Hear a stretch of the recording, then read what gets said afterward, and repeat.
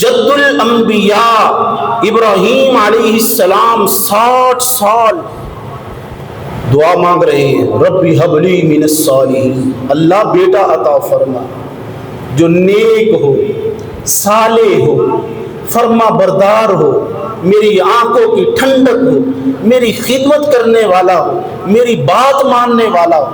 تو یہاں سے معلوم ہوا کہ اولاد کے لیے دعا مانگنا یہ اللہ کا حکم بھی ہے، انبیاء کی سنت بھی ہے، اور پھر اولاد نرینہ کی دعا مانگنا یہ بھی حضرات انبیاء کی سنت ہے۔ اب 60 سال دعا مانگ رہے ہیں، ربی حب لی من الصالحین۔ 84 سال کی عمر میں اللہ نے حضرت اسماعیل علیہ السلام عطا فرمائے، اور جب آپ کی عمر 100 سال کے قریب گئی تو اسحاق علیہ السلام بعد میں پیدا ہوا، پہلے اسماعیل علیہ السلام پیدا ہوئے، اسحاق علیہ السلام بعد میں پیدا ہوئے۔ تو 84 سال کی عمر اسماعیل علیہ السلام پیدا ہوئے، چھوٹے سے بچے۔ میرے اللہ کا حکم آ گیا، ابراہیم اسماعیل کو اٹھا لے، اپنی 22 سال کی بیوی اماں ہاجرہ اس کو لے لے۔ اللہ کیا کروں؟ فرمایا میں ایک امت کی بنیاد رکھنا چاہتا ہوں۔ توجہ، اللہ کیا کروں؟ میرے رب نے فرمایا ابراہیم میں امت مسلمہ آخری امت کی بنیاد وادی بطحہ مکہ مکرمہ بیت اللہ کے قرب میں آب زمزم کے کنارے پہ بنیاد رکھنا چاہتا ہوں۔ اٹھا، اللہ کیسے لے کے جاؤں؟ فرمایا جبریل آ رہے ہیں۔ علماء نے لکھا جب سے کائنات بنی سب سے پہلے جبریل انسانی شکل میں یہ پہلی مرتبہ تشریف لا رہے ہیں، اونٹنی پر سوار ہے۔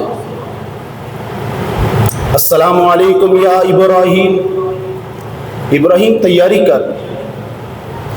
آگے اونٹنی ہے، اس پہ جبریل تشریف فرما ہے انسانی شکل میں، پیچھے اونٹنی ہے، اس پہ حضرت ابراہیم بیٹھے ہوئے، گود میں بیٹا ہے، پیچھے اماں ہاجرہ ہے۔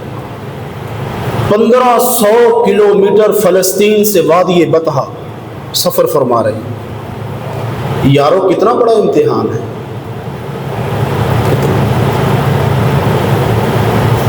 84 سال کی عمر میں تو بیٹا ملا، اور یہ 90 کے قریب عمر ہے، چھوٹا سا بچہ۔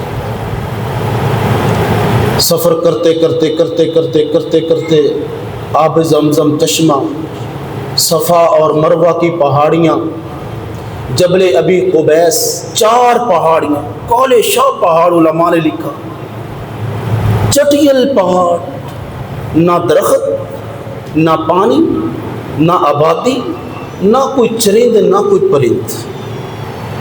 واہ رب تیرے امتحان کے کیا کہہ دیں۔ جبریل امین علیہ السلام وہاں رک گئے، ابراہیم یہ جگہ ہے، تیرے رب کا حکم ہے، ہاجرہ کو بھی بٹھا دے، بیٹے کو بھی بٹھا دے، تجھے رکنے کی اجازت نہیں ہے، واعظ و نصیحت کرنے کی اجازت نہیں ہے۔ اماں سارا ہوتی تو وہ بھی بوڑھی تھی، تو بندے کو ذرا تردد نہیں ہوتا، چلو کوئی بات نہیں۔ 22 سال کی عمر، چھوٹا سا بیٹا، آپ نے اونٹنی سے اتارا، نیچے بٹھایا اور اونٹنی چلا رہے۔ تو حضرت اماں ہاجرہ علیہ السلام پیچھے جا رہی ہیں۔ یا ابراہیم کہاں چھوڑ کے جا رہے ہو؟ تنہائی میں، جنگل میں، چھوٹا سا آپ کا لخت جگر بڑھاپے میں ہوا، 22 سال کی آپ کی عمر کی بیوی ہے، کہاں چھوڑ کے جا رہے ہو؟ 3 کلومیٹر علماء نے لکھا ہے کہ آپ نے جواب نہیں دیا۔ پھر اماں ہاجرہ نے خود ہی فرمایا، اللہ امرک، اے ابراہیم بس یہ دس دے اپنی مرضی نال چھڑ کے جا رہے ہیں یا تینوں رب دا حکم ہے؟ پھر آپ نے شہادت والی انگلی آسمانوں میں دوڑائی، واللہ امرنی، ہاجرہ مجھے تیرے رب کا حکم ہے۔ مجھے میرے رب کا حکم ہے، واہ ہاجرہ میں تیرے ایمان پہ قربان جاؤں۔ پھر ہاجرہ نے فوراً پلٹ کر فرمایا واللہ اذن لن یضیعونی یا ابراہیم، ابراہیم پھر تو جا، تیری ہمیں ضرورت نہیں، ہاجرہ جانے، اسماعیل جانے، یا رب جلیل جانے۔ پھر اللہ ہمیں ضائع نہیں کرے گا جب اللہ کا حکم آ گیا ہے نا۔ اللہ کہتا ہے نا نماز پڑھ، مجھ سے مدد مانگ، میں حاضر۔ آج مسلمان میرا اور آپ کا قصور ہے، اللہ کی مدد کیوں نہیں آتی؟ یہاں دیکھ، ابراہیم علیہ السلام نے اشارہ کیا، پیچھے آ گئی اماں ہاجرہ، بیٹے کو گود میں لیا، 3 دن کا پانی مشکیزے میں، 3 دن کا لنگر تھیلے میں، 3 دن۔ اور اولاد کی محبت کیا ہوتی ہے؟ یہاں محدثین نے لکھا ہے کہ آگ میں جا رہے تھے، اتنی پریشانی نہیں ہوئی، لیکن جیسے ہی سفر کرتے کرتے پہاڑیاں ختم ہوئی نا، تو پہاڑیاں ختم ہوتے ہی بیوی اور بچہ نظروں سے اوجھل ہوا، تو سیدنا ابراہیم علیہ السلام اونٹنی سے نیچے اترے اور اپنی اولاد کی طرف منہ کر کے رب العالمین کے لیے دعا کے لیے ہاتھ اٹھا دے، اور اس دعا کو میرے اللہ نے قرآن میں بیان فرمایا ہے، ربنا انی اسکنت من ذریتی بواد غیر ذی زرع عند بیتک المحرم ربنا لیقیموا الصلاة فاجعل افئدة من الناس تهوی الیہم وارزقهم من الثمرات لعلهم یشکرون۔ معلوم ہوا کہ اولاد کے لیے دعا کرنا بھی انبیاء کی سنت ہے۔ اپنی اولاد کے لیے دعا مانگا کرے، دعا کے لیے ہاتھ اٹھائے، اللہ میں جوان بیوی اور بیٹے، دودھ پیتا بیٹا تیرے حوالے کر کے جا رہا ہوں، یہاں نہ دکان ہے، نہ بازار ہے، نہ یہاں درخت ہے، نہ یہاں چرند ہے، نہ پرند ہے، نہ آبادی ہے۔ اللہ اس شہر کو میرے بچے کے لیے آباد بھی فرما، میرے بچے کے لیے نماز کا انتظام بھی کر دے، ربنا لیقیموا الصلاۃ، اور یہاں ایک آبادی بھی قائم کر دے، لوگوں کے دلوں میں محبت پیدا فرما، میرے بچے کے قریب آتے چلے جائے۔ اور ہاں اللہ یہاں کچھ بھی نہیں، میرے بیٹے کے لیے رزق کی فراوانی کر دے۔ خدا کی قسم آج وہی مکہ المکرمہ کی سرزمین ہے، پوری کائنات میں ہر چیز کی کانٹ سالی ہو سکتی ہے، لیکن واہ ابراہیم تیری دعا رب نے قبول فرمائی، مکہ میں کسی چیز کی تھوڑ نہیں ہے۔ آج مکہ کے اندر آپ کو وہ فروٹ ملیں گے خدا کی قسم جو یہاں نہیں۔ یہاں جی فلانی شے شارٹ ہو گئی مصر کے اندر، وہاں مکہ میں وَارْزُقْهُم مِّنَ الثَّمَرَاتِ لَعَلَّهُمْ يَشْكُرُونَ، اے اللہ میرے بیٹے اسماعیل کو رزق بھی عطا فرما تاکہ تیرا کھا کر تیرا شکریہ ادا کرے۔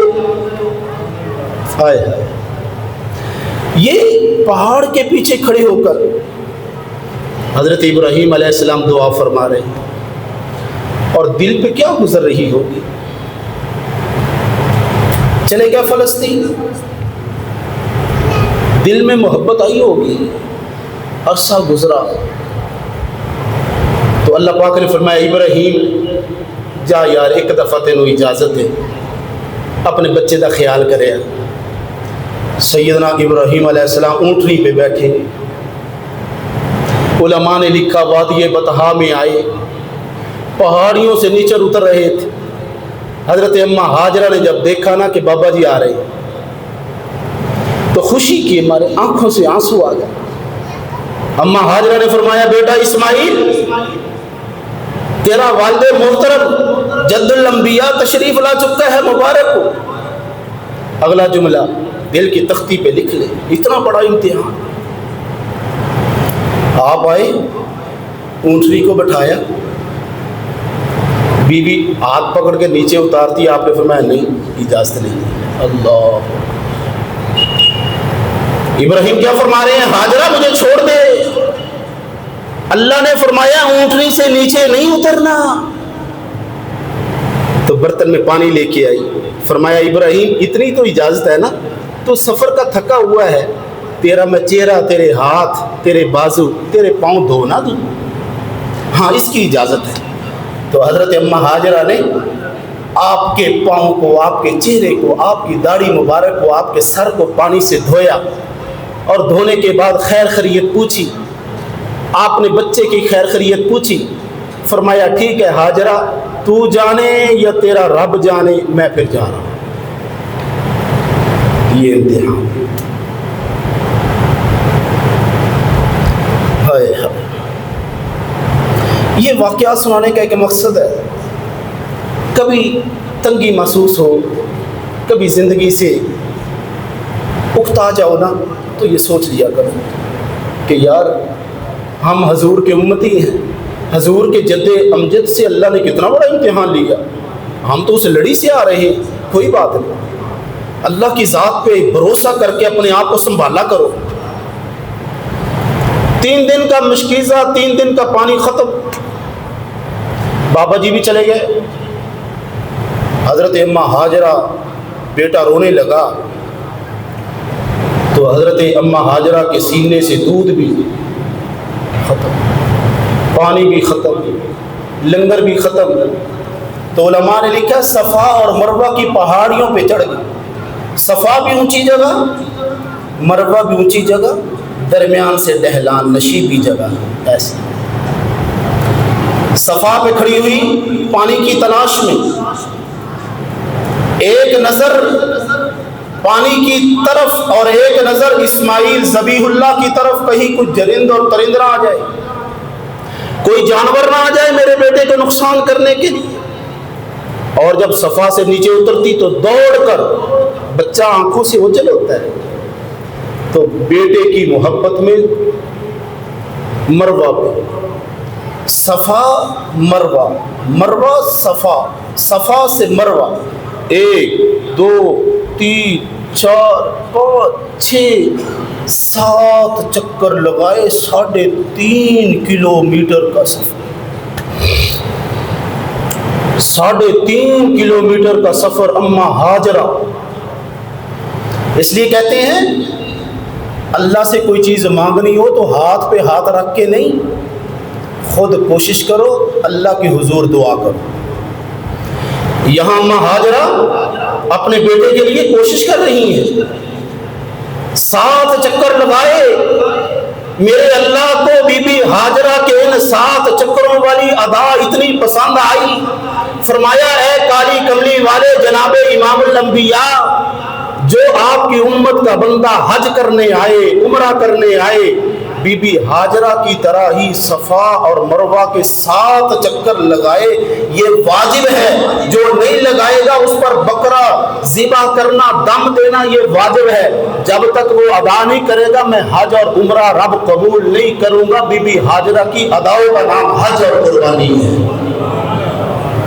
7 چکر لگانے ہیں، 7ویں چکر میں آپ کی نظر حضرت اسماعیل پہ گئی نا، جہاں آب زمزم ہے، تو ایک جوان کھڑا ہے، فرشتہ جبریل امین علیہ السلام۔ آپ نے آواز دی کون ہو تم؟ بس آواز دینے کی بات تھی۔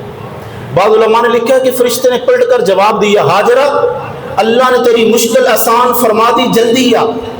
تو آپ دوڑ کے آئی جہاں پہ ابراہیم کے لخت جگر نور نظر حضرت اسماعیل لیٹے ہوئے ہیں اور ایڑیوں کو مار رہے ہیں۔ اللہ نے وہاں چشمہ جاری فرمایا ہوا ہے، تازہ چشمہ ابل رہا ہے، آب زمزم، عبرانی زبان کا لفظ ہے۔ حضرت اماں ہاجرہ نے آتے ہی اسے کیا کہا؟ زمزم، اوے رک جا، رک جا، پانی رک جا۔ میرے حضور نے فرمایا میرے صحابہ اگر میری ماں ہاجرہ زمزم کہہ کر پانی کو نہ روکتی تو وہ پانی بہت بڑا چشمہ، بہت بڑا کنواں یا بہت بڑا دریا بن جاتا۔ لیکن میری ماں ہاجرہ نے جب فرمایا نا رک جا رک جا، تو اللہ نے روک دیا، آب زمزم وجود میں آیا۔ وہی آب زمزم آج بھی وہی ہے، پوری کائنات میں ایک واحد چشمہ آب زمزم ہے کہ جس کے اندر نہ میل، جس کے اندر نہ سبزہ، جس کے اندر نہ مینڈک، جس کے اندر نہ سانپ، جس کے اندر نہ زہر، صفائی صفائی۔ اس لیے کہ ابراہیم کی دعا ہے، اسماعیل کی ایڑیوں کی برکت ہے، اماں ہاجرہ کی اداؤں اور برکت ہے، اور میرے محبوب علیہ السلام کی دعائیں ہیں۔ آج وہ چشمہ اسی طرح مسلسل وہ بہہ رہا ہے، نکل رہا ہے، شفا بنا ہوا ہے۔ قیامت کی صبح تک آب زمزم کا چشمہ اسی طرح بہتا رہے گا۔ بلکہ اس چشمے کے بارے میں حدیث مبارکہ ہے، میرے حضور نے پانی منگوایا اور پانی آدھا پیالہ پیا اور آدھے پیالے میں اپنا لعاب مبارک ڈال کے صحابی کو فرمایا جاؤ اس کنویں میں ڈال دو، قیامت کی صبح تک میری امت یہ پیتی رہے گی، میرا لعاب اس میں ہے۔ اللہ نے آب زمزم کے اندر شفا پیدا فرما دی۔